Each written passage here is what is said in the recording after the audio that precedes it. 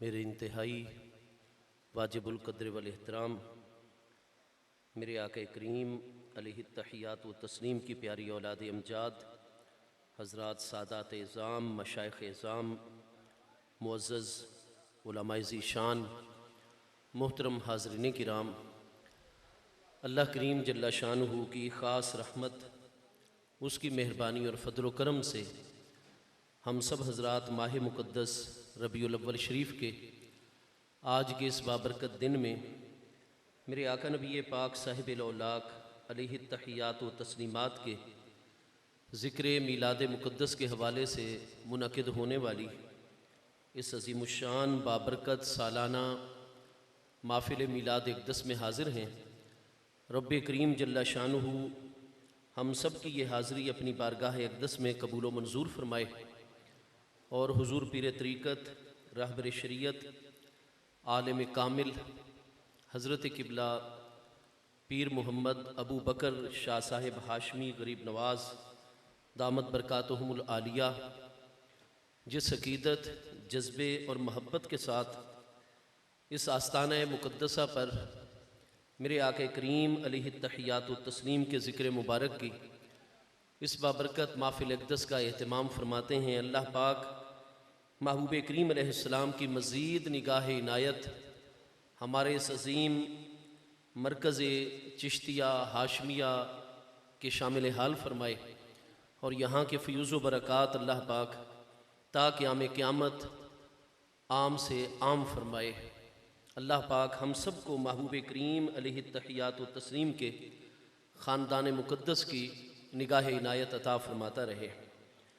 قرآن مجید فرقان حمید کے 26ویں پارے سورہ الفتح کی آیت نمبر 8 اور آیت نمبر 9 میں اللہ پاک کا ارشاد گرامی ہے، اِنَّا أَرْسَلْنَاكَ شَاهِدًا وَمُبَشِّرًا وَنَذِيرًا لِتُؤْمِنُوا بِاللَّهِ وَرَسُولِهِ وَتُعَزِّرُوهُ وَتُوَقِّرُوهُ وَتُسَبِّحُوهُ بُكْرَةً وَأَصِيلًا۔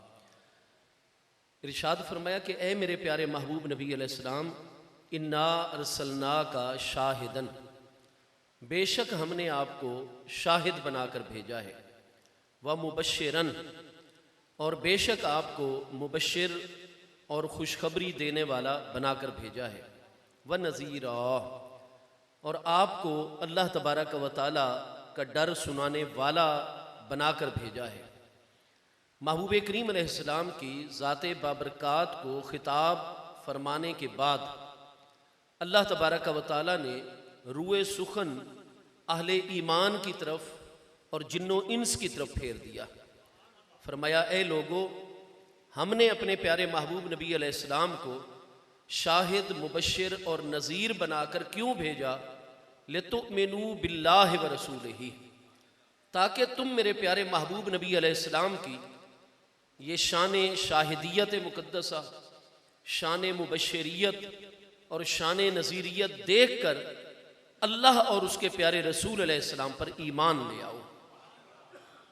لِتُؤْمِنُوا، لام چونکہ یہاں لام قے ہے، محبوب کریم علیہ السلام کو یہ شان عظمتیں اور کمالات دے کر بھیجے جانے کا مقصد کیا ہے؟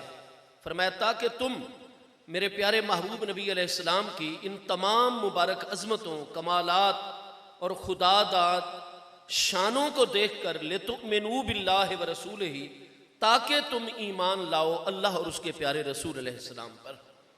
یا اللہ پاک، ہم تیرے پیارے محبوب نبی علیہ السلام کی ان تمام عظمتوں، شانوں، کمالات کو دیکھ کر جو تیری طرف سے عطا فرمائی گئی ہیں کامل ایمان لے آئے، تیری ذات پر بھی، تیری مبارک صفات پر بھی، تیرے پیارے رسول علیہ السلام کی ذات بابرکات پر بھی ایمان لے آئے۔ اب ہمیں ایمان لانے کے بعد سب سے پہلا کون سا کام کرنا ہوگا؟ اس کا جواب اگلے مبارک الفاظ میں موجود ہے۔ کئی ہمارے ایسے احباب ہوتے ہیں جن کے ذہنوں میں یہ بات پیدا ہوتی ہے کہ کلمہ پڑھنے کے بعد، ایمان لانے کے بعد ہر مومن مرد اور مومنہ عورت پر سب سے پہلے نماز فرض ہو جاتی ہے۔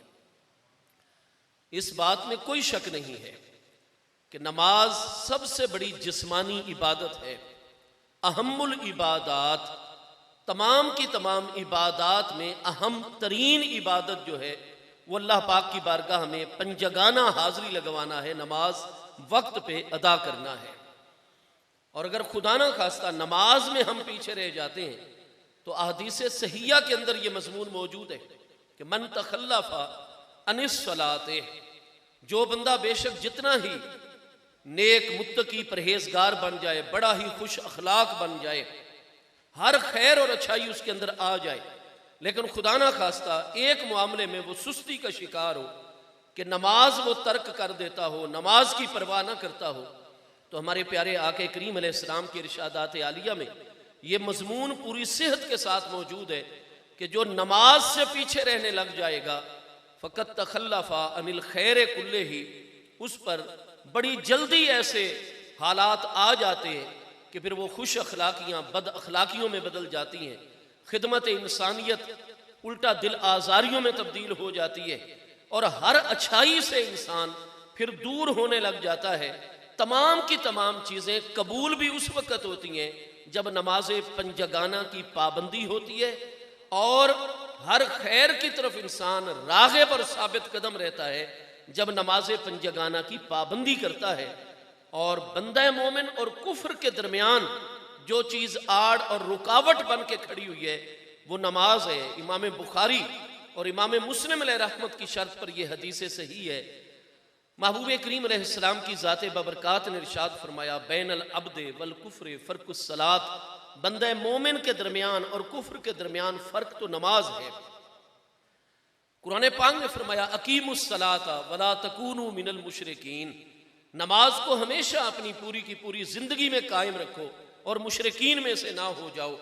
الغرض مسلم شریف میں یہ حدیث صحیح ہے، محبوب کریم علیہ السلام نے فرمایا من ترک صلاۃ متعمدا فقد کفر، جس نے ایک وقت کی جان بوجھ کر محض سستی کی وجہ سے، غفلت کی وجہ سے ایک وقت کی نماز قضا کر دی، چھوڑ دی، وہ کوئی اہل ایمان کے راستے پر نہیں چلا، فقد کفر، وہ کافروں کے راستے پر چل نکلا۔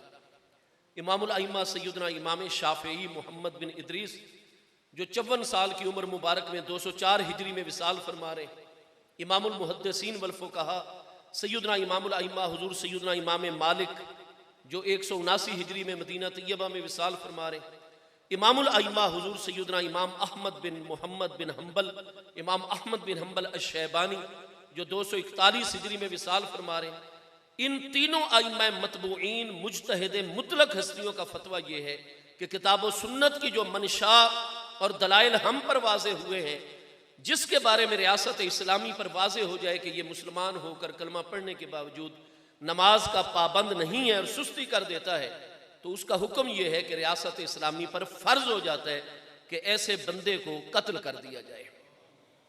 جو اللہ پاک کی بارگاہ کی حاضری نہیں لگاتا، اس کی زمین پر رہتا ہے، زندگی اس نے دی ہے، سانس اس نے دی ہے، دنیا میں سے کوئی ایک چھوٹی سی نیکی کر دے، احسان کر دے تو ساری زندگی اس کے احسان مند رہتے ہیں، اس کے احسانوں کا تذکرہ کرتے ہیں، ہمیشہ اس کے ساتھ اچھائی کرتے ہیں، اس کی تعریف و توصیف، اور جب 5 وقت اللہ کی حمد بیان کرنے اس کی بارگاہ میں سجدہ ریز ہونے کا ٹائم آتا ہے تو پھر اسے باقی مصروفیات۔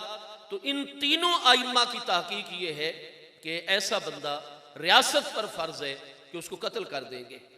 ہمارے امام سیدنا امام اعظم ابو حنیفہ نعمان ابن ثابت التابعی جو 150 ہجری میں وصال فرما رہے ہیں، آپ فرماتے ہیں شریعت طاہرہ کے اس حوالے سے تارک صلاۃ کے لیے اور نماز چھوڑنے والے کے لیے جو دلائل مجھے پہنچے ہیں، ان کی روشنی میں میرا محقق مذہب یہ ہے کہ ایسے بندے کو قتل نہیں کیا جائے گا، بلکہ ریاست اسلامی پر فرض ہوگا کہ اس کو پکڑ کر جیل کے اندر بند کر دیں، ادھر اس کی تربیت بھی کریں ساتھ ساتھ، اور جتنے اس کے بنیادی حقوق ہیں وہ سارے کے سارے سلب کر دیں۔ بس 24 گھنٹوں میں اتنا سا پانی اس کو جیل میں دے دیں اور اتنا سا کھانا پرووائیڈ کر دیں کہ جس سے اس کی نبض ہستی تپش آمادہ رہے اور یہ زندہ رہے، سانس لیتا رہے اور تھوڑا بہت چلتا پھرتا رہے، اور نماز کی اس میں قیام رکوع سجدے کی طاقت، اور زبردستی ادھر جیل میں اس پر بندہ متعین کر کے اس کو نماز پڑھائیں۔ اگر وہ کچھ عرصے کے بعد نظر آئے کہ پکا نمازی بن گیا ہے اور آئندہ کے لیے یقین دہانی کروا رہا ہے کہ میں نماز ترک نہیں کروں گا، تو پھر غور و فکر کر کے اس کو چھوڑ دیا جائے اور پھر اس پر نگاہ رکھی جائے اور اگر یہ نظر آئے کہ جناب یہ تو نماز کی پابندی نہیں کرے گا تو پھر مرتے دم تک امام اعظم فرماتے ہیں اس کے تمام بنیادی حقوق سلب کر لیے جائیں اور اس کو جیل کے اندر مرتے دم تک اس کو قید اور بند رکھا جائے، فقد ہو بیسا۔ یہ امام اعظم ابو حنیفہ رضی اللہ عنہ کا مذہب ہے۔ اللہ پاک ہم سب کو اللہ تعالیٰ کی بارگاہ کی حاضری کی پابندی سے توفیق عطا فرماتا رہے۔ یاد رکھیے، اب جب امام اعظم ابو حنیفہ رضی اللہ عنہ جیسی ہستی تارک نماز کے لیے اس کے بنیادی حقوق ریاست کی جانب سے فراہم کرنے کے قائل نہیں ہے، باقی تین ائمہ وہ فرماتے ہیں اس کو زندہ رہنے کا حق نہ دیا جائے، ریاست اسلامی اس کو جو ہے وہ اگلے جہان پہنچا دے، رب کریم کی بارگاہ میں پہنچا دے، ادھر یہ خرابی اور خلل کا باعث ہو رہا ہے۔ تو یہیں سے پتہ چل گیا کہ دین اسلام کے اندر اور شریعت طاہرہ کے اندر پنجگانہ فرض نماز کی اہمیت کیا۔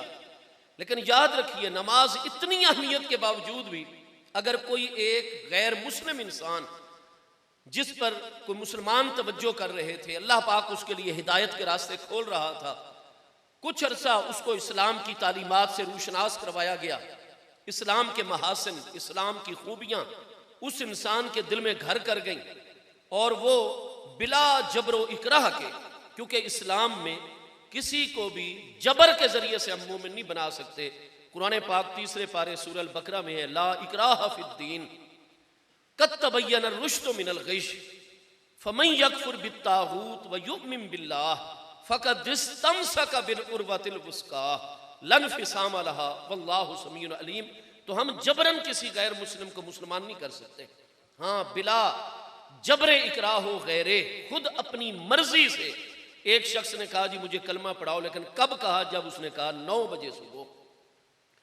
اب 9 بجے صبح جب ہم نے اس کو فوراً کلمہ شہادت پڑھا دیا، کیونکہ ہمارے دین متین کی مقدس تعلیم ہے کہ جب بھی کوئی نان مسلم اور غیر مسلم ہمیں یہ کہے گا کہ مجھے کلمہ شہادت پڑھاؤ، میں اسلام قبول کرنا چاہتا ہوں، تو ہم 1 سیکنڈ کی بھی تاخیر نہیں کریں گے، کیونکہ ہماری شریعت طاہرہ میں یہ واضح اصول موجود ہے، رضا بالکفر کفرن، کسی کے کفر کے اوپر ایک لمحے کے لیے راضی ہونے والا وہ خود کافر ہو جاتا ہے، کفر پر رضا بھی کفر ہے، اس لیے کسی کے کفر پر خوش نہیں ہونا چاہیے۔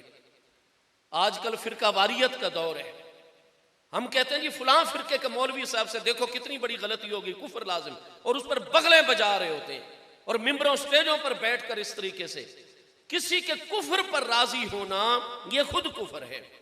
افسوس کرنا چاہیے، غم منانا چاہیے کہ اگر ایک بندہ پہلے گمراہی کی حد تک تھا، اللہ اس کو ہدایت دیتا، ہم کوشش کرتے، اس پر بڑے پیار محبت کے ساتھ معاملات واضح کرتے، لیکن اب وہ گمراہیوں کی حد سے بھی نکل کر کلمات کفریہ کہنے لگ گئے، اور کفر عملی طور پر تو یہ رونے کا مقام ہے، دکھ کا مقام ہے، ایک اور انسان جہنم میں جا رہا ہے۔ اور سیرت محبوب اور سنت مصطفیٰ علیہ السلام تو یہ ہے کہ ہم اپنی جان سے گزر جائیں لیکن لوگوں کے ایمان کے معاملے میں فکر کریں لوگوں کے۔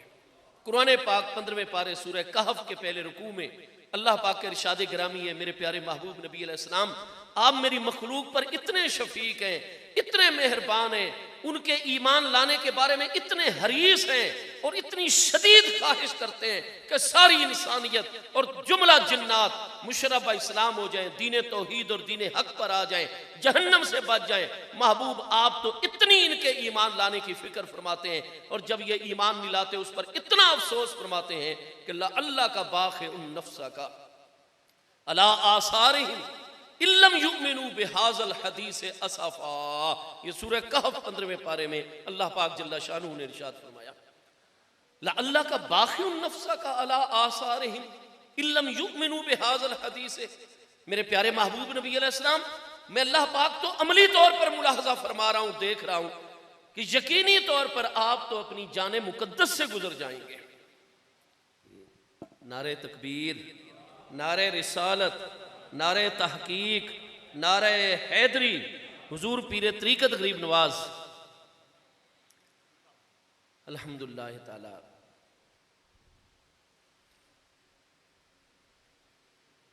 حضور پیر طریقت راہبر شریعت حضرت قبلہ پیر محمد ابو بکر شاہ صاحب ہاشمی غریب نواز دامت برکاتہم العالیہ، اللہ پاک صحت و سلامتی کے ساتھ حضور کے سایہ عالی میں برکات کا سلسلہ جاری رکھے۔ آمین یا رب العالمین۔ اجازت غریب نواز بات لعلہ کا باقی النفس کا، یقینی طور پر اے میرے پیارے محبوب نبی علیہ السلام، آپ تو اپنی جان مقدس سے گزر جائیں گے، اِلَّمْ يُؤْمِنُوا بِهَذَا الْحَدِيثِ، اگر یہ اس قرآن پر لوگ ایمان نہ لے آئے۔ اسفا، افسوس کرتے کرتے جب لوگوں پر محبوب علیہ السلام دعوت حق واضح فرما دیتے، ان کو دعوت دیتے دلائل حق واضح کرنے کے بعد، اور وہ پھر پسو پیش سے کام لیتے، تو ہمارے محبوب علیہ السلام کو اتنا دکھ ہوتا، اتنا افسوس فرماتے کہ اللہ پاک فرماتے محبوب اِلَّمْ يُؤْمِنُوا بِهَذَا الْحَدِيثِ، اگر یہ لوگ اس قرآن پر، اللہ کی وحی پر ایمان نہ لے آئے تو میرے محبوب اللہ کا باقی النفس کا، یقینی طور پر آپ اپنی جان مقدس سے گزر جائیں گے۔ تو چونکہ ہماری شریعت طاہرہ میں اسوہ مصطفیٰ کریم علیہ السلام، سیرت طیبہ ہمارے محبوب علیہ السلام کی، اور قرآن مجید فرقان حمید کے ارشادات عالیہ یہ ہیں کہ ہم تمام کی تمام انسانیت کا فکر کریں گے اور کسی کے کفر کے اوپر ایک منٹ کے لیے بھی راضی نہیں ہوں گے، کیونکہ رضا بالکفر کفر۔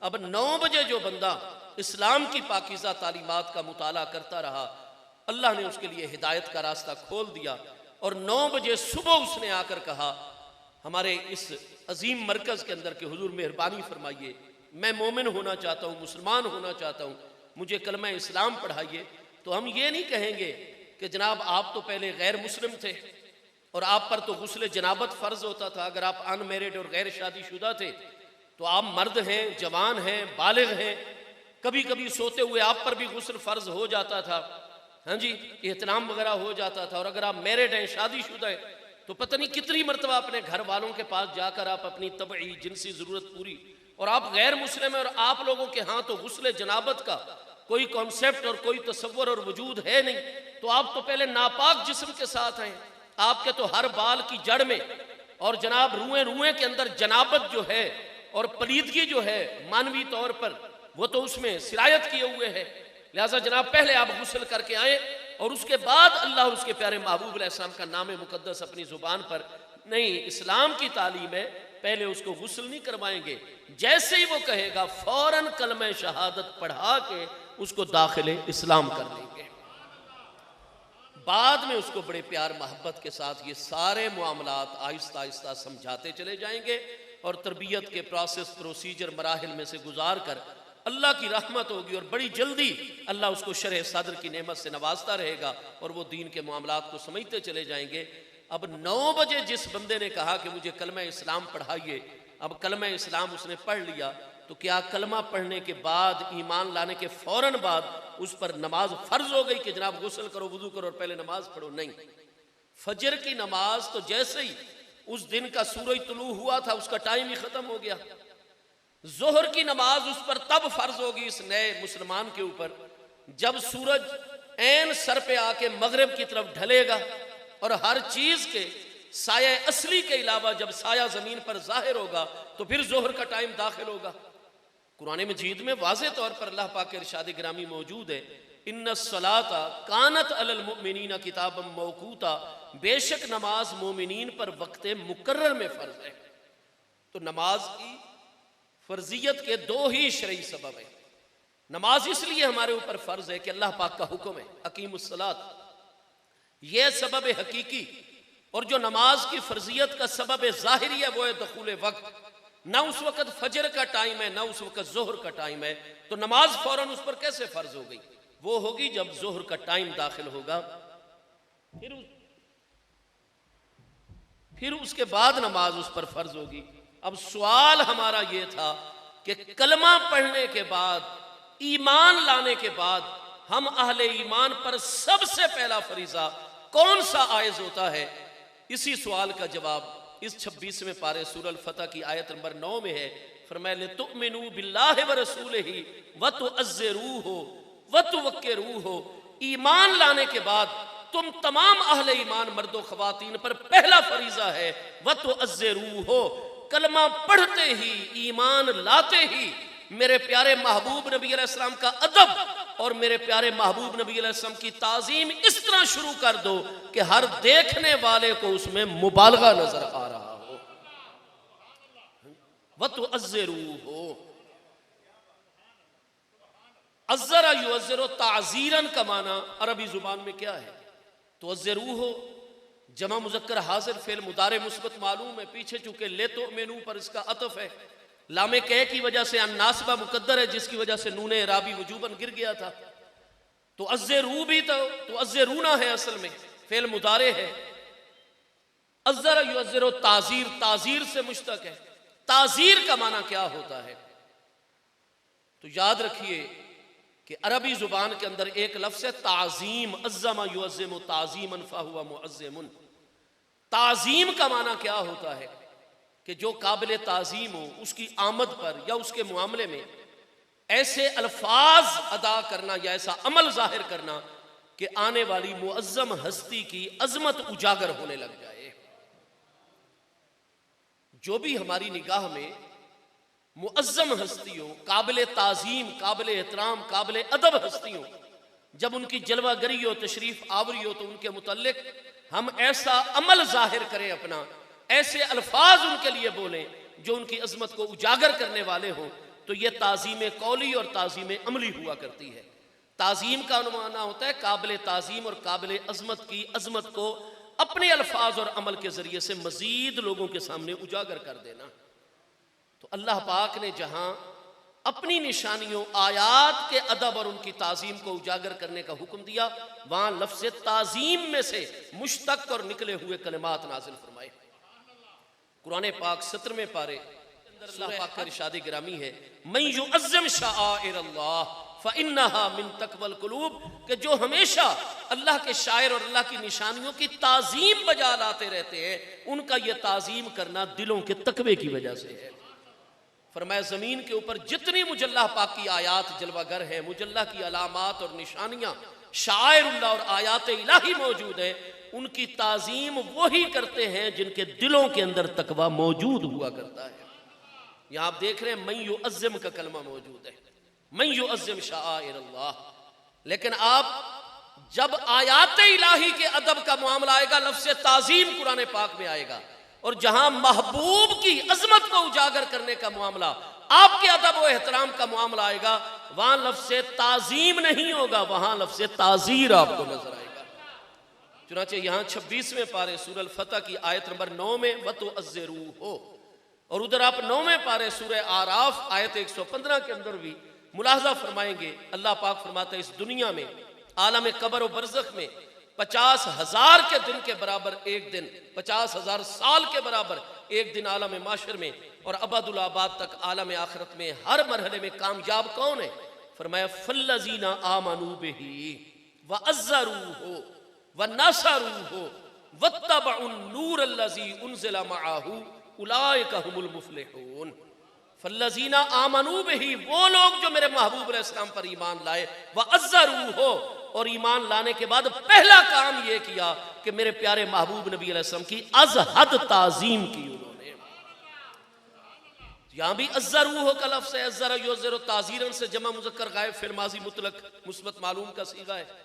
تو اب سوال یہ ہے کہ اللہ پاک باقی عظمت والی چیزوں کے لیے تعظیم کا حکم دیتا ہے، لیکن محبوب علیہ السلام کی بارگاہ کے ادب کے لیے تعزیر کا حکم ارشاد فرماتا ہے۔ تو مل فرق بین التعظیم والتعزیر فی اللغت العربیہ، عربی زبان کے اندر تعظیم اور تعزیر میں ڈیفرنس کیا ہے اور فرق کیا ہے؟ تو اس کے لیے آپ امام المفسرین حضرت امام ابو الحسن محمد بن عمر فخر الدین رازی، جو 606 سنہ ہجری میں وصال فرما رہے ہیں، اب 1445 سنہ ہجری ہے، نتیجہ یہ کہ 839 سال امام المفسرین امام فخر الدین رازی علیہ رحمت کے وصال ہو چکے ہیں۔ سب سے بڑے اب تک کے قرآن کے مفسر امام فخر الدین رازی ہیں، جن کی تفسیر کبیر ہے۔ حضرت علامہ اقبال مفکر اسلام، مصور پاکستان، دانائے راز، حکیم الامت علامہ ڈاکٹر سر اقبال علیہ رحمہ فرماتے ہیں، نہ ہو جب تک تیرے نزول، جب تک نہ ہو تیرے ضمیر پہ نزول فرقان، گرا کشا ہے نہ رازیو کشاف۔ آپ فرماتے تو بے شک قرآن پاک کے ہر مفرد لفظ کو سمجھنے کے لیے علامہ جار اللہ زمخشری معتزلی جو 469 ہجری میں فوت ہو رہے ہیں، ان کی پوری تفسیر کشاف پڑھ لو. جو سمجھ کر تفسیر کشاف اپنے استادوں کے فیض سے پڑھتا ہے، قرآن کے کسی ایک لفظ کا بھی معنی اور مطلب اس پر مخفی نہیں رہ سکتا. ایسی مفردات کی اور ایک ایک کلمے اور لفظ کی باتیں ہیں تفسیر کشاف کے اندر. اور دوسرا، قرآن کے معانی اور مفاہیم اس کو سمجھنے کے لیے امام رازی کی کتاب تفسیر کبیر سے بڑی کوئی اور قرآن پاک کی تفسیر نہیں ہے. لیکن علامہ فرماتے ہیں تجھے چاہیے کہ قرآن کو اپنے ضمیر کے اوپر بھی آتا ہوا دیکھ، ورنہ تیری گرہ کشائی نہ کشاف والے کر سکتے ہیں نہ امام رازی کر سکتے ہیں. الغرض تفسیر کشاف اتنی بڑی تفسیر ہے، تفسیر رازی اتنی بڑی تفسیر ہے کہ حکیم الامت دانائے راز جیسی ہستیاں بطور خاص ان تفاسیر کا ذکر کر رہے ہیں. تو وہ مفسر جن کو ہمارے مفسرین کا قانون ہے، علامہ سید محمود آلوسی بغدادی جو 1270 ہجری میں وصال فرما رہے ہیں، صاحب روح المعانی، وہ فرماتے ہیں جہاں بھی میں اپنی تفسیر میں کسی آیت بینہ کے حوالے سے قول فیصل کے طور پر کہوں گا کہ قال الامام، امام نے فرمایا، تو فرمایا لفظ الامام جب مفسرین بولتے ہیں تو اس سے مراد ہی امام المفسرین امام فخر الدین رازی علیہ رحمت کی ذات ہوتی ہے. اب وہ امام المفسرین امام فخر الدین محمد بن عمر جن کا نام ہے، 606 ہجری میں 839 سال پہلے وصال فرما رہے ہیں، وہ فرماتے ہیں کہ لقد انفقت برہتم من عمری، لقد انفقت برہتم من عمری، میں نے اپنی عمر عزیز کا ایک بہت بڑا حصہ اس معنی کی تحقیق میں صرف کر دیا کہ عربی زبان کے اندر تعظیم اور تعزیر میں فرق کیا ہوتا ہے. فرماتے پھر اللہ پاک نے میری دستگیری فرمائی، مجھ پر رحمت فرمائی، من جدہ واجدہ کے تحت، کہ جو خلوص دل سے منزل تک پہنچنے کی کوشش جد و جہد کرتا ہے تو رب کریم اس کے لیے راستے کھول دیتا ہے. تو فرمایا پھر میں نے اپنی عمر میں صرف انہی دو لفظوں میں مانوی فرق کیا ہے، تعظیم کی حقیقت کیا ہے، تعزیر کی حقیقت کیا ہے. کیونکہ یہ سوال بہت بڑا تھا قرآن پاک کی روشنی میں کہ جب باقی چیزوں کے ادب کا حکم دے تو تعظیم، اور جب آقا کریم علیہ السلام کی بارگاہ نازنین کے ادب کا حکم آئے تو تعظیم کی بجائے تعزیر کا لفظ نازل فرمایا جائے. تو اس میں فرق ہے. فرمایا میں جزیرہ نما عرب میں چلا گیا، کتنا عرصہ میں بکریاں چرانے والے، ریوڑ چرانے والے، چونکہ ان کی خالص زبان عربی ہوتی ہے، میں نے ان کے ساتھ رہنا شروع کر دیا، ان کی بھیڑوں بکریوں کی خدمت کی کہ کبھی یہ ایسے الفاظ بولے کہ تعظیم اور تعزیر کا معنی میرے اوپر واضح ہو جائے، فرق مجھ پر واضح ہو جائے. فرماتے پھر اللہ پاک نے میری دستگیری فرمائی، مجھ پر یہ معنی منکشف ہو گیا. خود اہل عرب، اہل حجاز کی زبان میں بھی میں نے دیہاتی عربیوں سے سمجھ لیا.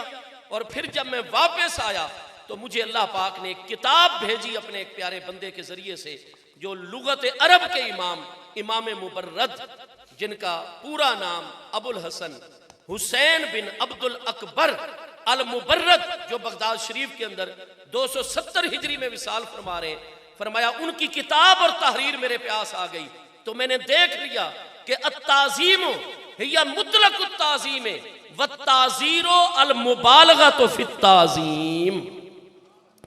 فرماتے ہیں جو تعظیم ہے وہ مطلق ادب، جیسے ہم اپنے والد گرامی کا ادب کرتے ہیں، تعظیم بجا لاتے ہیں، اپنے استاذ ذی وقار کی تعظیم بجا لاتے ہیں، امی جان کی، اپنے شیخ کریم کی، آیات الہی اور شاعر اللہ کی، یہ وہ جو انسانوں کے اندر فرمایا متداول ہے، انسانوں کے اندر جاری و ساری ہے، یہ تعظیم ہے، عظمت کو اجاگر کرنا اپنے الفاظ یا عمل کے ذریعے سے.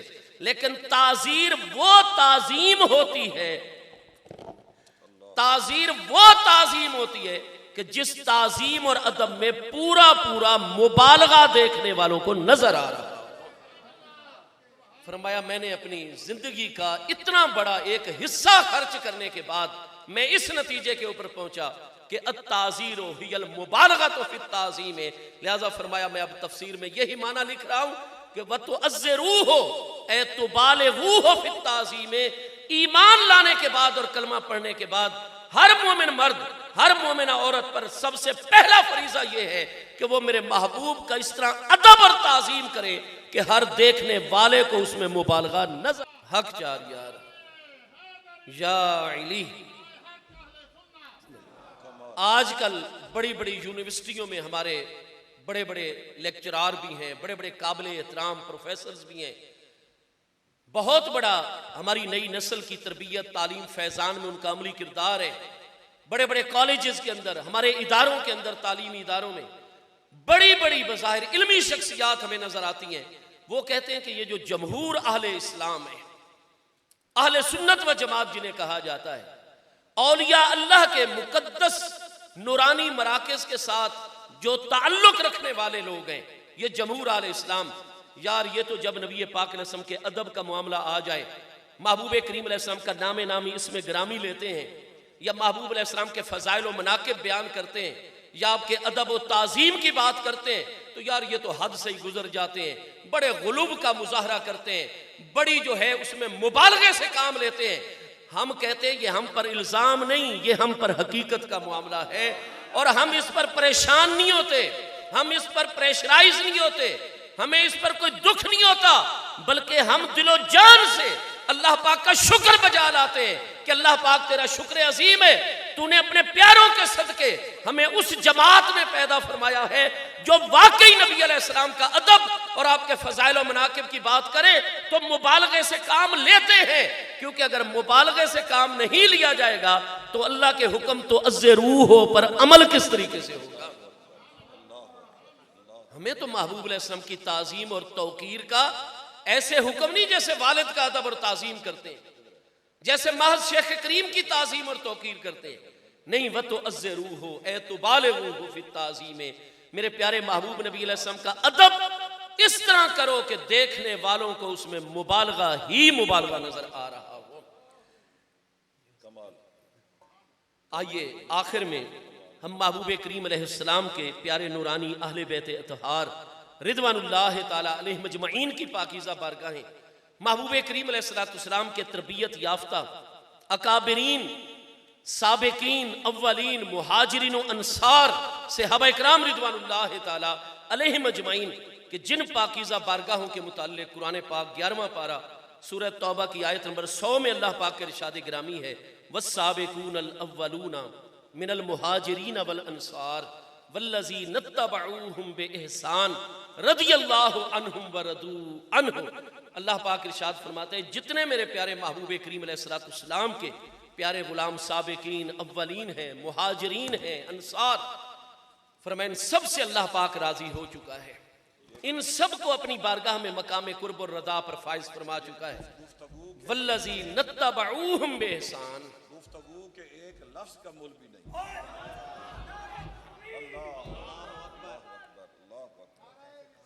یا رسول اللہ صلی اللہ علیہ وسلم, زندہ باد.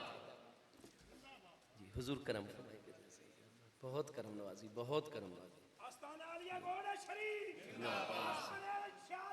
زندہ زندہ زندہ, آمین آمین. حضور کرم فرمائے, آمین آمین یا رب العالمین.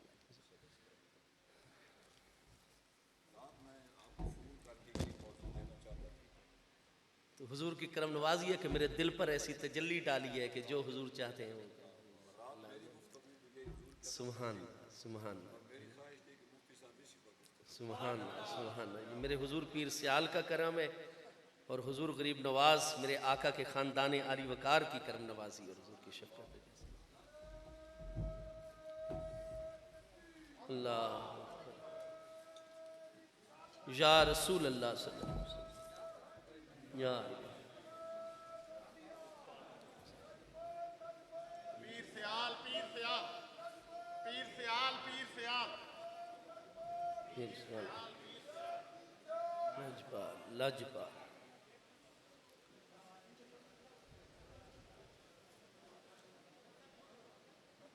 فرمایا والذین اتبعوہم بإحسان. اب قیامت تک آنے والے جتنے بھی لوگ یہ چاہتے ہیں کہ اللہ پاک ہمیشہ کے لیے ہم پر راضی ہو جائے اور ہم اللہ کریم کی بارگاہ میں مقام رضا پر فائز ہو جائیں, تو وہ خلوص دل کے ساتھ سابقین اولین مہاجرین و انصار کی اتباع اور پیروی. حیدری علماء حق اہل سنت.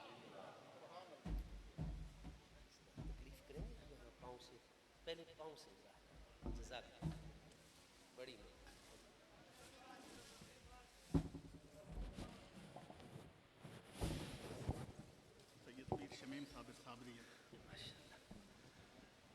الحمدللہ تعالی ہم سب کی نہایت سعادت اور خوش قسمتی ہے کہ میرے آقا کریم علیہ التحیات و تسلیم کی پیاری آل طیب اور اولاد امجاد میں سے حضور پیر طریقت رہبر شریعت سید السادات حضرت قبلہ پیر سید محمد شمیم صابر صاحب صابری غریب نواز دامت برکاتہ العالیہ آپ کی جلوہ گری ہوئی. اللہ پاک صحت سلامتی قوت و عافیت کے ساتھ آپ کے سائے عالی میں برکات کا سلسلہ جاری رکھے اور آل رسول علیہ السلام کے فیوز و برکات ہمیشہ ہمیشہ اللہ پاک ہم سب کے شامل حال فرمائے. آمین یا رب العالمین. ہم نے محبوب کریم علیہ السلام کے پیارے اہل بیت اطہار رضوان اللہ تعالیٰ علیہ مجمعین اور محبوب کریم علیہ السلام کے پیارے صحابہ کرام رضوان اللہ تعالیٰ علیہ مجمعین کی سیرت طیبہ سے جاننا ہے کہ محبوب کریم علیہ السلام کا ادب اور محبوب کریم علیہ السلام کی تعظیم وہ کتنے مبالغے کے ساتھ کرتے ہیں.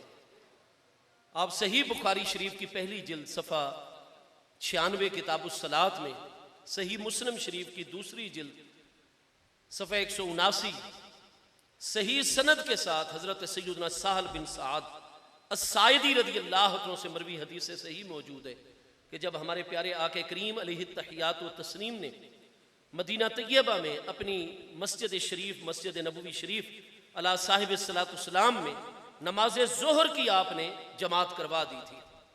نماز کے متعلقات سے آپ فارغ ہوئے تو حضور سیدنا بلال بن رباح بلال حبشی اپنے پیارے مؤذن جو حضرت سیدنا امیر المومنین ابو بکر صدیق رضی اللہ تعالیٰ عنہ کے آزاد کردہ غلام ہیں، سیدنا بلال کو آپ نے طلب فرمایا. پیارے بلال، ظہر کی نماز ہم نے ادا کروا دی، اب آگے نماز عصر آنی ہے، لیکن قباء شریف کی جانب قبیلہ بنی عوف بن عبد الرحمن کے دو ہمارے غلاموں کے اندر ذرا آپس میں شکر رنجی ہو گئی ہے، اختلاف ہو گیا ہے اور ہمیں قرآن پاک کا حکم ہے. قرآن پاک میں واضح 26ویں پارے سورہ مقدسہ الحجرات کی آیت نمبر 9 میں اللہ پاک کے ارشاد گرامی انما المؤمنون اخوۃ فاصلحوا بین اخویکم، تمام کے تمام اہل ایمان گورے ہوں کالے ہوں عربیوں اجمیوں دنیا کے جس خطے میں جغرافیائی طور پر رہتے ہوں تمام کے تمام اہل ایمان بھائی بھائی ہیں.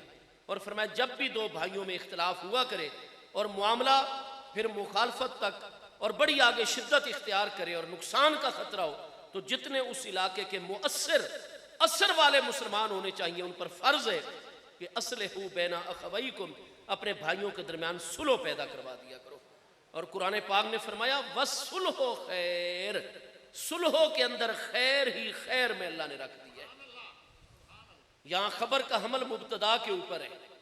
وَالصُّلْحُ خیر، صلح کو اللہ پاک نے سراپے خیر قرار دیا ہے. تعلیم عطا فرمائیے کہ جب دو فریق آپس میں جھگڑ پڑے اور اگر اس علاقے میں آل رسول علیہ السلام تمہارے پاس قدم رنجا فرمائیں، علماء ربانیین تمہارے پاس آئیں، پیر و مرشد کا حکم آ جائے، پیغام آ جائے، ہمارے سیاسی سماجی قائدین اور رہبران اگر اس میں تشریف لیں اور تمہیں کہیں کہ صلح کی طرف آؤ تو اللہ پاک فرماتے ہیں صلح سے انکار نہ کرنا، کیونکہ صلح سے انکار ہر خیر سے محرومی کی دلیل ہے. فرمایا صلح سے پیچھے نہ ہٹنا، پھر ان کی بات مان لینا. اور ظاہر ہے کہ صلح تب ہی ہو سکتی ہے جب ایک فریق کو کوئی 1 انچ آدھا انچ اپنے موقف سے پیچھے ہٹنا پڑے گا، اپنے رویے میں لچک اور نرمی لائے گا تو صلح ہوگی، ورنہ تو صلح نہیں ہوگی. لہذا فرمایا تم دونوں فریقوں میں سے جس کو بھی ایک قدم پیچھے ہٹنا پڑے وہ اپنے رویے میں لچک اور نرمی پیدا کرے، صلح سے انکار نہ کرے. الصلح خیر. فرمایا سال بعد میں گزرے گا وہ جو تمہیں تھوڑا سا پیچھے ہٹنے سے کوئی مالی نقصان ہوا تھا، علاقے میں شہرت اور عزت پر کوئی فرق آیا تھا، کوئی بھی نقصان ہوا تھا، سال بعد میں گزرے گا، میں اللہ پاک اس سے ہزاروں گنے زیادہ برکتیں رحمتیں نعمتیں تمہیں عطا فرما دوں گا. وَالصُّلْحُ خیر، صلح تو سراپے خیر ہے. مومن کبھی سلو سے پہلو تہی نہیں کر سکتا، سلو سے ادھر ادھر نہیں ہو سکتا۔ حضور مولا کائنات اگر صرف جنگ صفین میں 1 گھنٹہ اور کاروائی جاری رکھتے تو کوئی بھی سامنے نہ رہتا، سب سامنے جام شہادت نوش بنا دیتے اور حضور مولا مرتضیٰ کا پرچم پورے عالم اسلام پہ لہرا جاتا، لیکن سلو کا جھنڈا اٹھایا گیا۔ فرمایا اب مجھے جتنا نقصان ہو جائے میں قرآن کے فرمان سے ادھر ادھر نہیں جا سکتا، سلو ہی کروں گا، اور سلو کی طرف آپ آ گئے۔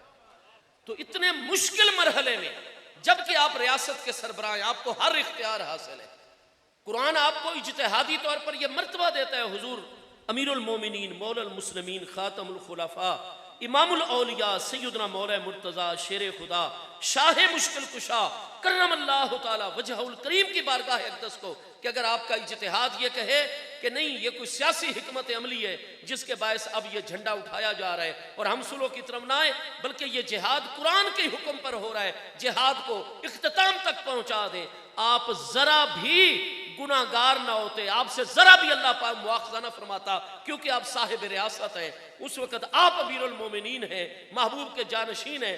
لیکن فرمایا ٹھیک ہے، ایک طرف میرا اجتہاد ہے اور ایک طرف قرآن کا کلمہ وصل ہو خیر ہے، اور میں علی تو میرے محبوب کا فرمان ہے القرآن مع علی و علی مع القرآن، سلو سے امیر المومنین نے پہلو تہی نہیں فرمائی۔ ہم سب کے لیے درس ہے اگر ہم ان بارگاہوں کے سچے غلام ہیں تو، اور سلو کے معاملے کو محبوب علیہ السلام نے اتنی اہمیت عطا فرمائی، چاہتے تو پیغام بھیج دیتے میرے دونوں لڑنے والے غلاموں میری بارگاہ میں مدینہ طیبہ میں آؤ، تم دونوں کا موقف سن کے ہم سلو کر، لیکن نہیں، آپ نے خود اتنے میل سفر ارشاد اختیار فرمایا اور وہاں قدم رنجا فرمایا، فرمایا ہم وہاں تشریف لے کر جا رہے، ان میں سلو کروانی ہے، اگر ہم ٹائم پہ فارغ ہو گئے تو خود آ کر عصر کی جماعت کروائیں گے، اگر تاخیر ہو گئی تو پھر آپ وقت پر آذان عصر پڑھیں اور جس کو بہتر سمجھیں مصلی امامت عطا فرما دیں۔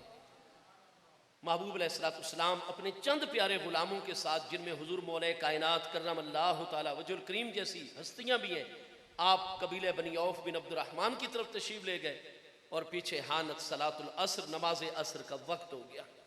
محبوب کے مؤذن نے وقت پر آذان پڑھی، جب اہل مدینہ سب بسب جلوہ گر ہو گئے تو آپ نے دیکھا کہ سایہ اصلی کے علاوہ 2 مثل سایہ اور پھر آگے سایہ مسلسل تیزی سے جا رہا ہے، اور وہاں سایہ پہنچتا تھا تو محبوب علیہ السلام تو اقامت پڑھنے کا حکم ارشاد فرماتے تھے، اور اب تو سایہ بہت آگے جا رہا ہے، اور لگتا ہے کہ محبوب علیہ السلام یا راستے میں عصر ادا فرمائیں گے یا ادھر ہی، کیونکہ ابھی تو تشریف آوری نہیں ہو رہی، اور مجھے محبوب علیہ السلام کا حکم ہے، اللہ کا فریضہ وقت پر ادا کروانا ہے، لہٰذا کہیں عصر قضا نہ ہو جائے۔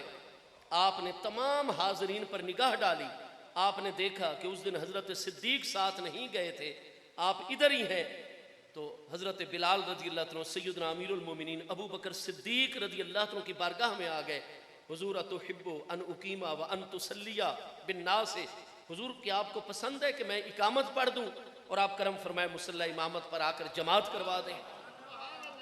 سوال یہ ہے کہ سیدنا بلال حبشی رضی اللہ عنہ محبوب علیہ السلام کے پیارے مؤذن، آپ سب حاضرین میں سے سیدنا صدیق اکبر رضی اللہ تعالیٰ عنہ کے پاس ہی کیوں قدم رنجا فرماتے ہیں؟ اس کا جواب محبوب کریم علیہ السلام کے فرمان گرامی قدر میں، جی خوش آمدید، خوش آمدید۔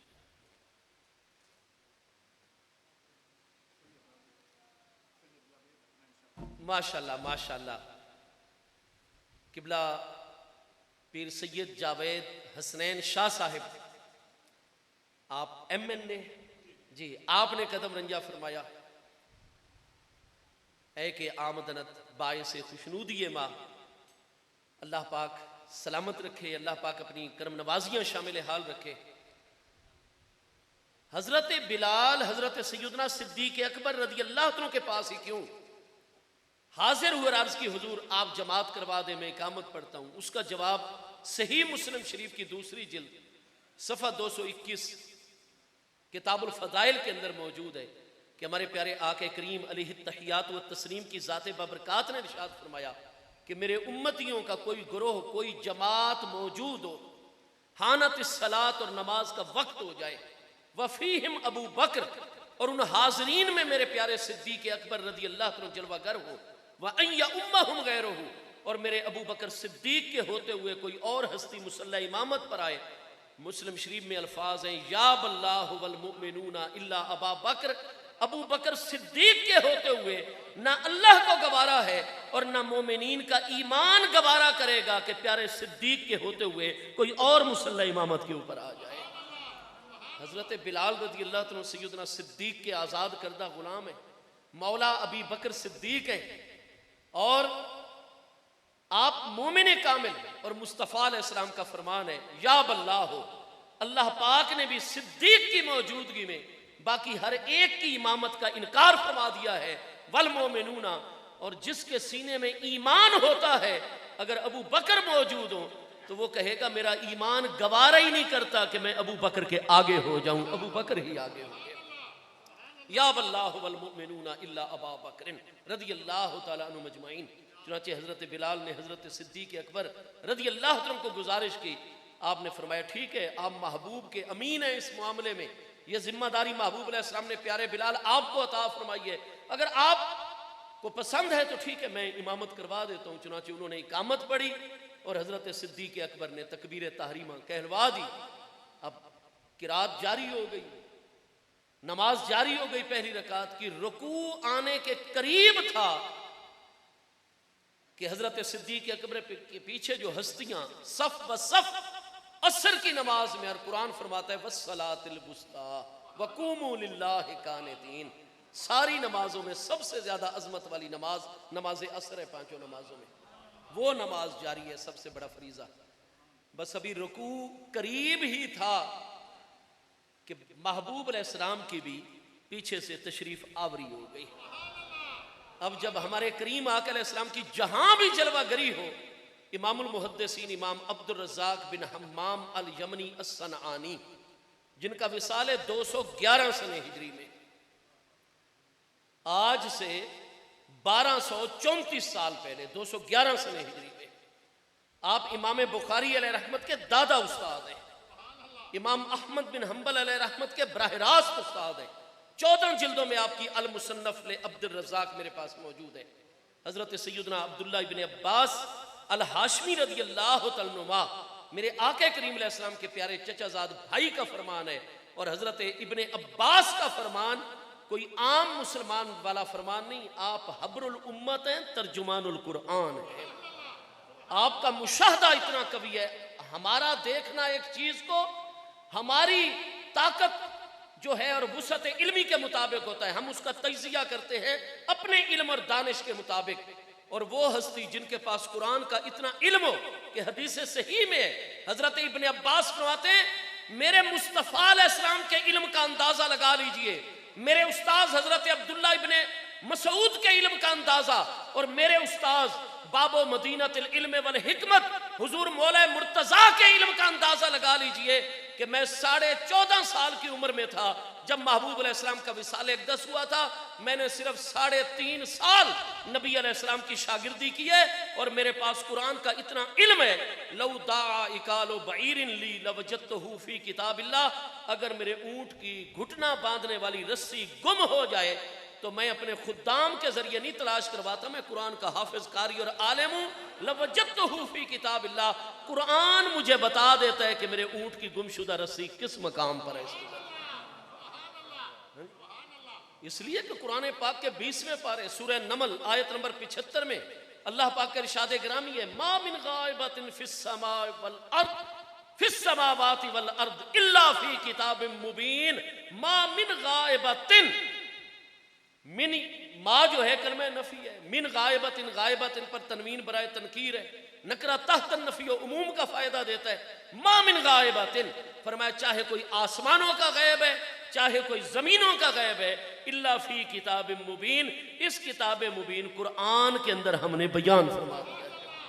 یہ تبیان لکل شیء ہے, تفصیل لکل شیء ہے. الغرض اگر حضرت ابن عباس کا علم اتنا ہے کہ وہ اونٹ کی گمشدہ رسی کو قرآن میں سے دیکھ لیتے ہیں تو یہ شان ہے خدمت گاروں کی, سرکار کا عالم کیا ہوگا. اب ان حضرت ابن عباس کا مشاہدہ یہ مصنف عبد الرزاق دیگر بڑے بڑے اکابر ائمہ محدثین اور سیرت نگار ائمہ نے صحیح اسناد کے ساتھ اس حدیث کی تخریج فرمائی ہے کہ کہ حضرت سیدنا ابن عباس فرماتے ہیں ما خرج رسول اللہ صلی اللہ تعالی علیہ وآلہ وصحبہ وبارک وسلم فی ضوء الشمس الا غلب ضوءہ ضوء الشمس. فرمایا ہمارے محبوب علیہ السلام اتنے حسین و جمیل ہیں اور آپ کے انوار اس طرح جاری و ساری ہوتے ہیں کہ اگر عین دوپہر کے وقت جب آفتاب عالم تاب سورج بالکل اپنی جولانی اور شباب کے اوپر ہوتا، کوئی مطلع میں بادل وغیرہ نہ ہوتے، کوئی ابر آلود نہیں ہے موسم اور مطلع، فرمایا صاف و شفاف دن کے دوپہر میں سورج جب بالکل مکمل اپنی آب و تاب کے ساتھ چمک رہا ہوتا اور محبوب علیہ السلام اگر در دولت سے باہر تشریف لاتے، غلب ضوءہ ضوء الشمس، محبوب علیہ السلام کے چہرے انور کا نور اور روشنی سورج کی روشنی پر غالب آ جاتی تھی.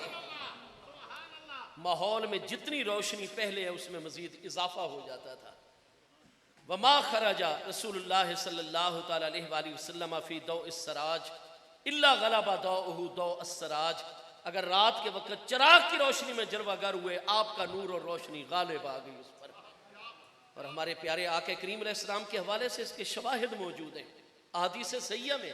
ما کان دیکھ کو رسول اللہ صلی اللہ تعالی علیہ وآلہ وصحبہ وبارک وسلم الا التبسم، محبوب کبھی بھی کہا لگا کر آواز کے ساتھ نہیں ہنسا کرتے تھے. اللہ کریم کی بارگاہ میں آپ ہر وقت مقام شہود پر ہیں، مقام مشاہدہ پر ہیں. کبھی بھی اللہ پاک کی بارگاہ سے آپ غیب نہیں ہوتے.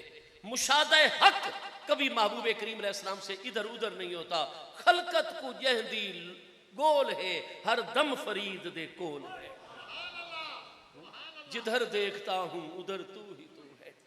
ان گل رنگ نظاروں میں تو ہے، ان شوخ بہاروں میں تو ہے، سورج میں چاند میں تاروں میں، جدھر دیکھتا ہوں ادھر تو ہی تو ہے.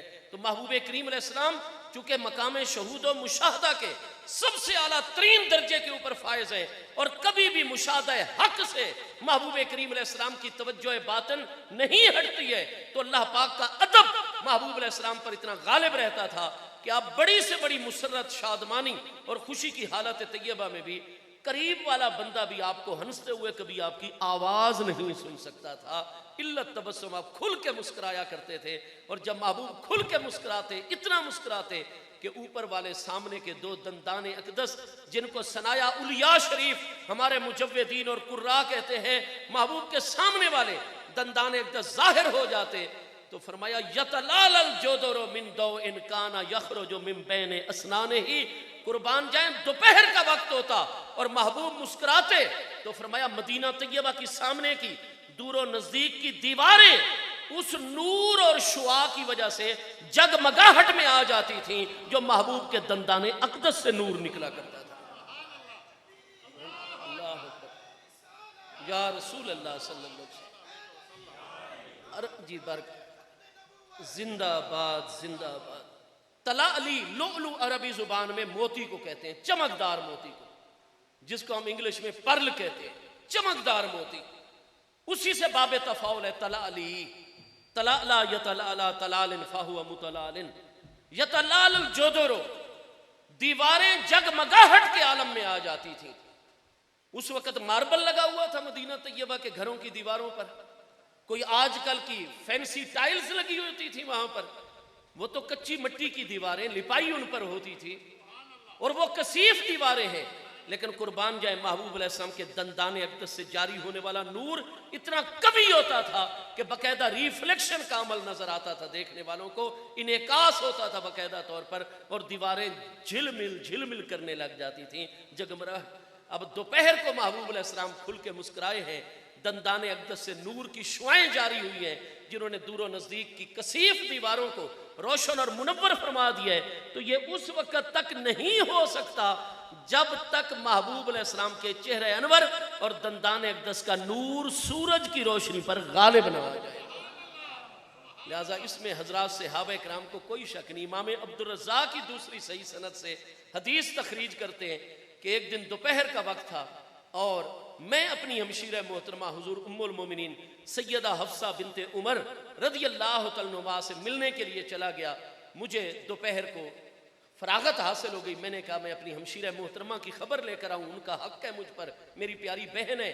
فرمایا میں جب حضور ام المومنین سیدہ حفصہ بنت عمر رضی اللہ تعالیٰ کے در دولت پر پہنچا، میں نے جا کر سلام عرض کیا، دروازہ میرے لیے کھل گیا، لیکن حضور ام المومنین نے فرمایا یا میرے بھائی جان، یا اخی، آہستہ پرسکون، ان النبی صلی اللہ تعالیٰ علیہ وآلہ وسلم ینام فی الغرفۃ، میرے بھائی عبداللہ بن عمر ذرا خاموش رہنا، آہستہ قدم اٹھانا، میرے کریم قیلولہ فرما رہے ہیں، کمرے کے اندر آپ محو استراحت ہے، اگر آپ بولیں گے تو میرے پیارے محبوب علیہ السلام کے آرام میں خلل نہ آ جائے۔ آپ فرماتے کہ میں نے کہا بہن جی ام المومنین، میں کوئی آواز نہیں اونچی کروں گا، لیکن اب جب محبوب آپ کے در دولت پر محو استراحت ہے تو میں بڑی غیر محسوس طریقے سے ذرا اندر جھانک کے کریم آقا کا دیدار تو کر لوں ایک لمحے کے لیے، پھر باہر آ جاتا ہوں۔ جی آپ دیدار فرما لیں۔ فرمایا میں پاؤں پہ پاؤں رکھتے ہوئے، بڑے دبے پاؤں، ایسے میں نے جھانک کے دیکھا تو چارپائی کے اوپر بستر انور پر میرے محبوب علیہ السلام آرام فرما رہے ہیں گہری نیند میں۔ رأیت رسول اللہ صلی اللہ تعالیٰ علیہ وآلہ وسلم کأنہ نور، میں نے محبوب علیہ السلام کو دیکھا کہ سر انور زلف واللیل سے لے کر پاؤں مقدس کے نورانی تلووں تک میں ابن عمر دیکھ رہا تھا کہ میرے محبوب نور ہی نور اور سراپہ نور ہے۔ تو پھر ہمارے آقا سراج منیر ہے، نور عطا کرنے والا، عالمین کو نور عطا کرنے والا سورج ہے۔ قرآن نے سراج منیر سورہ احزاب میں قرار دیا۔ محبوب وہ سورج ہے جو ظاہر کو بھی منور فرماتے ہیں، باطن کو بھی۔ تو جیسے ہی محبوب علیہ السلام کی تشریف آوری ہوئی، تمام پیارے آخری صف والے صحابہ اکرام پر واضح ہو گیا، ہمارے کریم آقا کی جلوہ گری ہو گئی۔ اب دیکھیے مبالغہ فی التعظیم، پیارے صحابہ اکرام سوچ سکتے ہیں کہ یہ نماز ہے، پنجگانہ نماز کی حاضری ہے، اللہ کی بارگاہ کی حاضری ہے، اور نماز سے بڑی کوئی عبادت نہیں، اور محبوب پر بھی نماز اثر فرض ہے۔ آپ کی جلوہ گری ہو گئی ہے تو آپ جہاں پیچھے مناسب جگہ ملے گی ہمارے کریم آقا بھی نماز ادا فرما لیں گے، لیکن نہیں، پیارے صحابہ اکرام وہ تعظیم میں مبالغہ، ادب میں مبالغہ، عین حالت نماز میں جیسے ہی محبوب کی جلوہ گری سے ظاہر و باطن روشن ہو گیا، ماحول سپہر کے وقت جتنا اس وقت روشن تھا اور روشنی زیادہ ہو گئی، محبوب کی خوشبو مقدس کی جلوہ گری ہو گئی۔ جیسے ہی واضح ہوا کریم آقا کی آمد ہوئی، فوراً پچھلی صف والے صحابہ کرام سمٹ گئے، محبوب کے لیے راستہ بنایا، وجال التصفیقہ، اور اپنے دائیں ہاتھ کی ہتھیلی بائیں ہاتھ کی پشت پر زور زور سے مارنا سب نے اجتماعی طور پر شروع کر دی، تاکہ آوازیں پیدا ہوں اور اگلے نمازیوں کی بھی توجہ ہو جائے کہ کریم آقا کی آمد ہو گئی ہے۔ اب یہ نماز کے عالم میں مجبوری یہ تھی، بول نہیں سکتے تھے، آواز کے ذریعے سے اگلوں کو، کیونکہ حالت نماز میں تھے۔ تو جال التصفیقہ، دائیں ہاتھ کی ہتھیلی بائیں ہاتھ کی پشت پر زور زور سے مارنی شروع کر دی تاکہ آوازیں پیدا ہوں عین نماز کے عالم میں۔ مسجد میں آوازیں اونچی کرنا جائز ہوتا ہے؟ آپ نماز میں کھڑے ہوئے، اپنی توجہ بھی آپ ہٹائے کھڑے ہیں، محبوب علیہ السلام کے لیے سمٹ گئے، اور اب تصفیق کیوں کر رہے ہیں؟ ہاتھوں پر ہاتھ زور زور سے کیوں مار رہے ہیں؟ آوازیں کیوں پیدا کر رہے ہیں؟ تاکہ اگلے نمازیوں کی توجہ بھی نماز میں سے نکلے اور ادب محبوب وہ بھی سمٹ جائیں اور محبوب کے لیے آگے راستہ بنتا چلا جائے۔ مجھے یہ بتائیے، مسجد میں اللہ کے گھر میں آوازیں اونچی کرنا یہ جائز ہے؟ یہ جائز نہیں ہے، حرام ہے، ممنوع ہے۔ کیا نمازی نماز پڑھ رہا ہو، اس کے خشوع و خضوع میں خلل ڈالنا، ڈسٹربنس پیدا کرنا اور یہ چاہنا کہ یہ نماز میں سے توجہ باہر نکالے، یہ جائز ہوتا ہے نمازی کی؟ جبکہ وہ فرض نماز ہو با جماعت، نہ نمازی کی توجہ باہر نکالنا جائز، نہ مسجد میں آوازیں اونچی کرنا جائز، نہ نمازیوں کی نماز میں خلل۔ پیارے صحابہ کرام فرماتے ہیں آگے پیچھے یہ کام بالکل حرام ہے، ممنوع ہے، پروہیبٹ ہے، ناجائز ہے، لیکن اگر ناجائز کام کرنے سے بھی ایک وقت تقاضا آ جائے کہ اسی سے ادب محبوب قائم ہوتا ہو، ہم جائز ناجائز کی بحث میں نہیں جائیں گے، وہ کام کریں گے جس سے محبوب کا ادب اور وقار بلند ہوگا۔ اللہ اکبر، یا رسول اللہ صلی اللہ علیہ وسلم، یا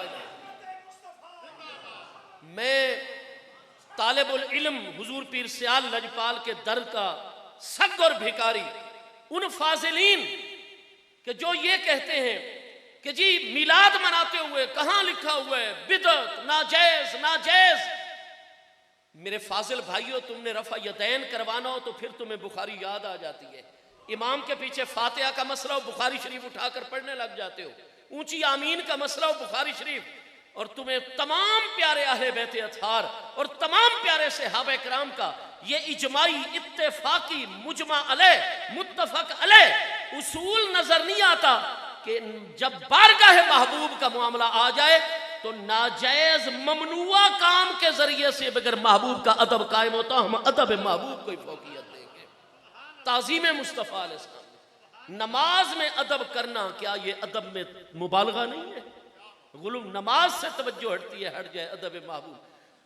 تصفیق ہوتی گئی، محبوب علیہ السلام کے لیے رستہ بنتا چلا گیا، صحابہ کرام سمٹتے چلے گئے، محبوب آگے سے آگے. بخاری مسلم کی اس حدیث میں جب آخری بات میرے آقا درمیان میں پہنچے تو پیارے صحابہ کرام کے دلوں میں آیا کہ پہلے تو محبوب امامت کرواتے ہیں.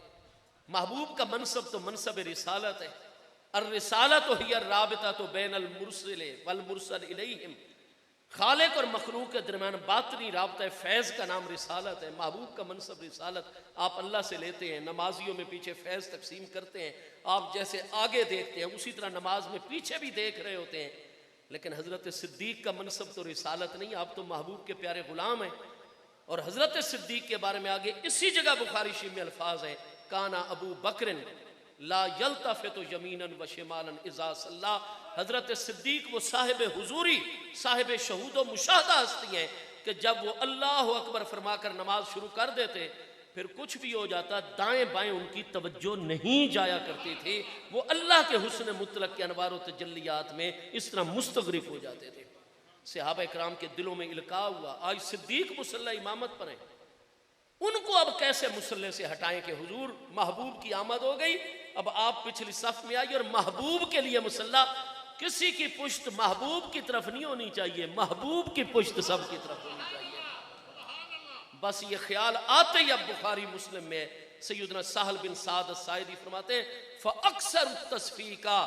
پہلے تو عمومی تصفیق کر رہے تھے، اس خیال کے آنے کے بعد آخری نمازی سے پہلے نمازی تک اتنی کثرت سے تصفیق کی، اتنے ہاتھوں پر ہاتھ مارے، اتنی آوازیں ہاتھ ٹکرانے کی بلند کی کہ حضرت صدیق جیسی صاحب حضوری اور مستغرق ہستی کی توجہ بھی نماز سے باہر نکال لے.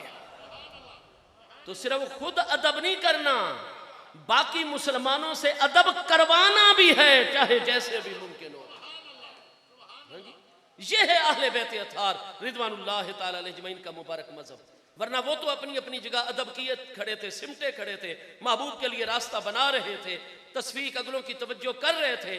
لیکن جب کوئی ایسی ہستی آ جائے، آج تو کہتے ہیں نا جی خیال آنے لگ جائے تو نماز فاسد ہو جاتی ہے، یہ ہمیں عجیب توحید جو ہے وہ سکھائی جاتی ہے. حضرت صدیق جیسی صاحب حضوری ہستیوں آج کل ہوتا ہے جی چونکہ ہمارے مولوی صاحب نے بات کر دی ہے لہذا محبوب کی بے ادبی ہوتی ہے، ہو جائے ہم تو مولوی صاحب کی دیوار پر اینٹ رکھیں گے. وہ تمہارے کروڑوں مولوی صدیق اکبر کے نالین شریفین کی خاک پہ قربان. حیثیت کیا ہے؟ علامہ اقبال فرماتے ہیں آن کلیم اول طور سینا ماں. حضرت صدیق امام الواصلین ہیں، جانشین مصطفیٰ کریم علیہ السلام ہیں. محبوب نے ایک ہی ہستی کے بارے میں یہ فرمان جاری فرمایا ہوا ہے پیارے صدیق آپ تلوار کو میان میں ڈالیے اور احد میں ادھر ہمارے دائیں جانب ہمارے پاس رہیے.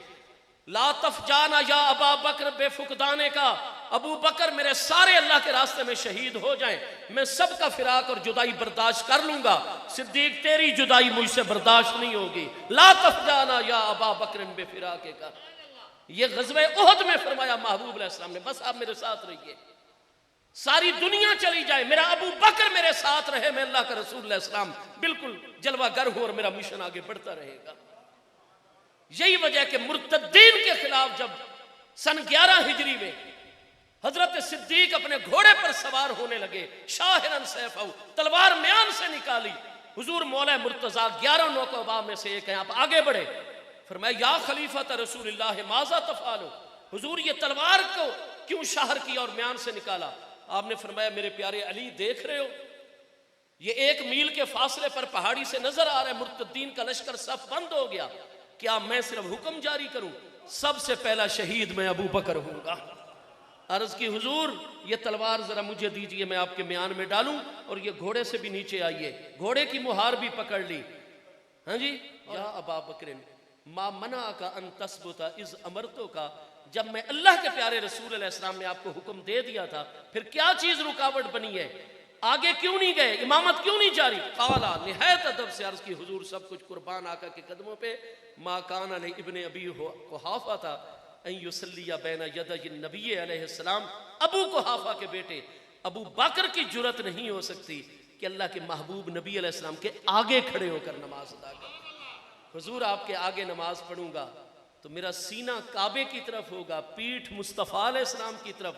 میں ابو بکر وہ فرض نماز ہی نہیں پڑھوں گا جس میں رخ اور سینے کعبے کی طرف اور پشت محبوب علیہ السلام کی طرف.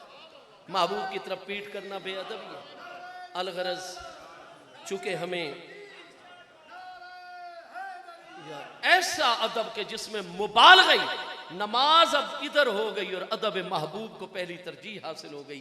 مبالغہ فی التعظیم. ماہ مبارک ربیع الاول شریف ان ساری چیزوں کی طرف ہمیں سب سے زیادہ متوجہ کرتا ہے. اس لیے آپ کے میلاد مبارک، جلوس میلاد، ہم یہ چراغاں، جھنڈیاں، رونقیں، یہ سارا کچھ جو ہے یہ محبوب کے ادب اور تعظیم میں اور آپ کی بارگاہ سے اظہار محبت میں. اللہ پاک ہم سب کی حاضری قبول و منظور فرمائے اور ہمارے اس آستان فیض نشان، آستان عالیہ چشتیہ، ہاشمیہ، مہریہ اور سیالویہ، یہ سب گلشن میرے پیر سیال لجپال کے لگائے ہوئے ہیں. اللہ پاک ہم سب کی حاضری قبول فرمائے. اللہ تعالیٰ حضور غریب نواز کے سایہ علی میں برکات کا سلسلہ جاری رکھے. آمین. وما علیہ الا البلاغ.